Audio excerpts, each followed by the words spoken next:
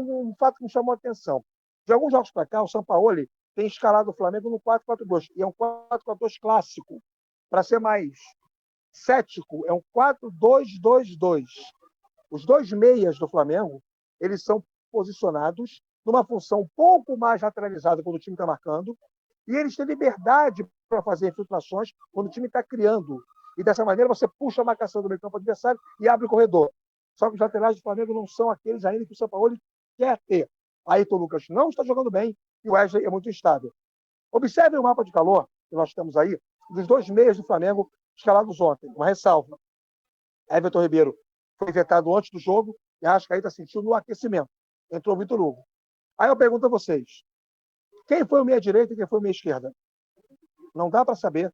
Olha o mapa de calor dos dois jogadores.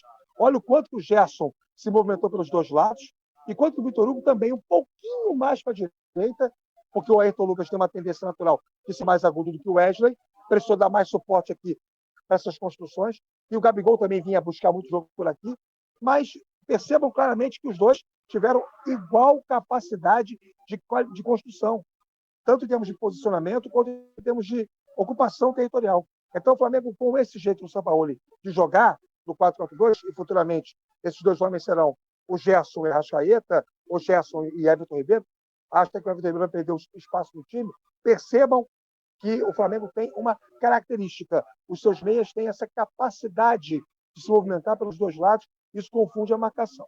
E voltando a falar do Léo Pereira, a temporada dele é muito boa, já foi bom o Campeonato Carioca, melhor ainda agora os jogos da Libertadores, do Copa do Brasil e do Campeonato Brasileiro. Nós temos os números aí do Léo Pereira do Campeonato Brasileiro, são bem interessantes.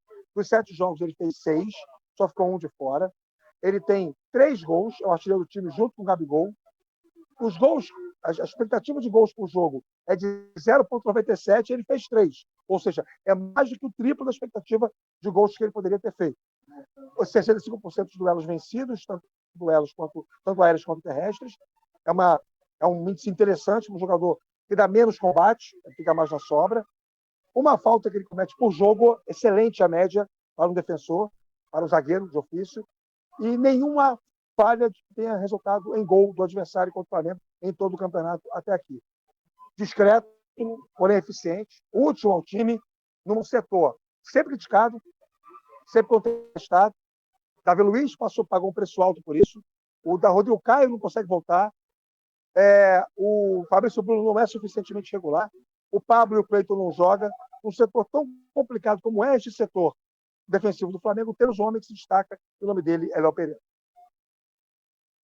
E do outro lado, o Rafael Prats, tivemos um Corinthians que teve não tantas chances assim, mas teve chance, né? De repente, para sair na frente, venceu o jogo no Maracanã. Só que, resultado final, o Corinthians perdeu mais uma no campeonato, não venceu ainda com o técnico Vanderlei Luxemburgo, e o Corinthians segue na zona de rebaixamento. Prats.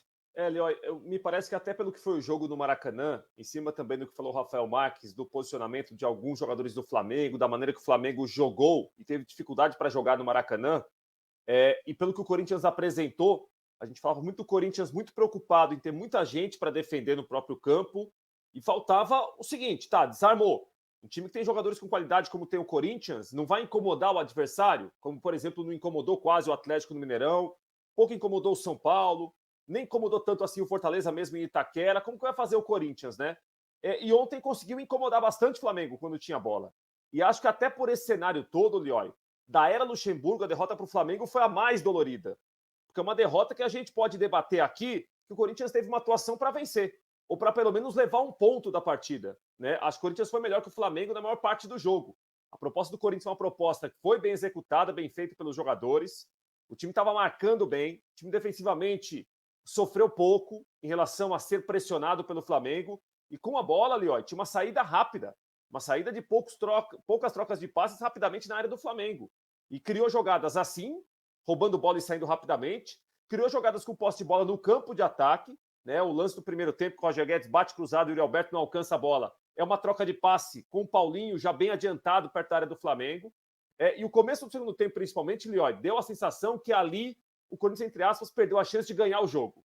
Né? Os primeiros 15 minutos foram muito do Corinthians. São Paulo fez essa troca que falou o Rafa, tira o Pedro, vem o Cebolinha, O São Paulo viu que a situação saiu muito do controle do Flamengo, até o controle de posse de bola mesmo, e o Corinthians não aproveitou as chances para ganhar o jogo, Leói.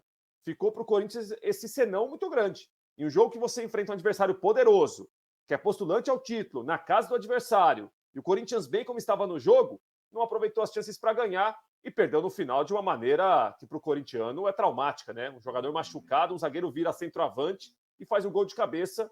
Em um momento que os dois que entraram a instantes permitiram cruzamento, Fagner e Romero, a bola alta na área, nem Murilo nem Bidu alcançaram ou chegaram no Léo Pereira e o Corinthians perdeu o jogo no final, Leói. Eu até fiz essa provocação, né?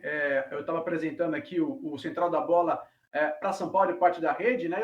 Eu fiz a provocação, né, para o torcedor corintiano. Será Mas que é o central ou é a central?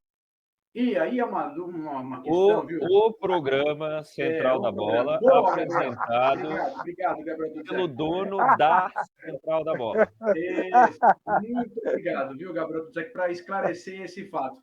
Fiz uma provocação, né? Assim, perguntei para o torcedor, é mais dolorido você perder um jogo como esse contra o Flamengo, que você jogou bem, ou pelo menos, como o Rafa Marques disse, não jogou pior, né? Enfrentou o Flamengo no Maracanã para mais de 60 mil pessoas e conseguiu ser nivelado o jogo, ou é pior você perder, de repente, em casa para um Del Valle jogando mal, de repente, né? Então, assim, é dolorido, né? Mas fato é, Gabriel Dutzek, que o Corinthians, mais uma vez, não conseguiu vencer. E é mais um resultado que sempre joga um time grande. A gente sabe como é complicado para um time quando fica muito tempo na zona de rebaixamento, Gabriel. Assim, já falamos aqui em outros momentos, né, que eu pelo menos não estou sabendo muito bem para onde que está caminhando esse trabalho do Luxemburgo, mas uma coisa que ele tem falado e que me dá uma dica é que o tempo todo ele está falando assim, um momento difícil, psicológico, confiança, então talvez a gente só veja uma mudança de chave de repente um Corinthians sendo um pouquinho mais ousado, tentando jogar um pouquinho mais, talvez isso só aconteça quando o Corinthians conseguir um resultado positivo de verdade.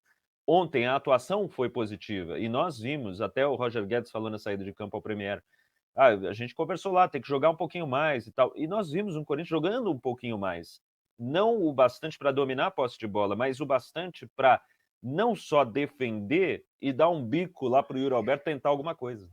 Foi um Corinthians que sim se defendeu, mas quando retomou a bola, trocou 3, 4 passes em velocidade. 3, 4 passes em velocidade já é muito mais do que o Corinthians fez contra o Atlético Mineiro, ou mesmo contra o Botafogo, quando teve mais troca de passes, mas nada de velocidade, uma posse de bola que não serviu para nada. Então, nesse sentido, é um passo adiante, mas talvez a virada de chave venha apenas com vitória, e é isso que o Corinthians realmente está precisando dentro dessa ideia de que, nesse momento, tem que se defender, tem que jogar no contragolpe, tem que ser menos do que o adversário em relação a domínio de posse, que é uma ideia que eu não concordo, mas que está muito clara que é a ideia do técnico Vanderlei Luxemburgo. Mas só para corroborar tudo que disse o Prats e também o que disse antes o Rafael, a gente tem um mapa de calor aí do Flamengo contra o Corinthians, mas é para falar sobre o Corinthians da seguinte medida.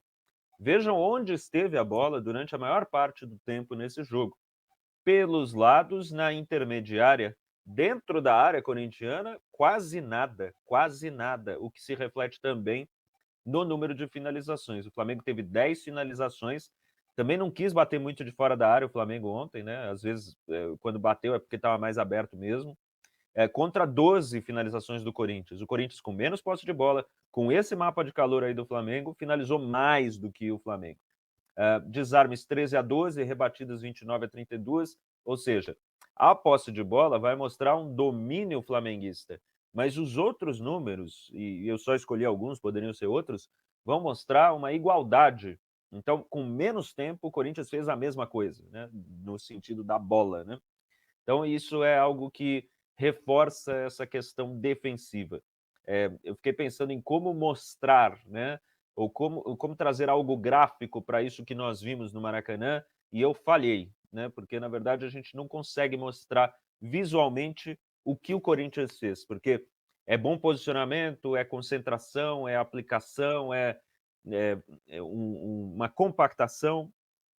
Claro, resultou no gol do Flamengo no fim, mas essas nuances a gente não consegue demonstrar. Os números do jogo não vão mostrar isso. Mas essa parte tática ela foi bem feita, do trabalho de defender, contra-atacar.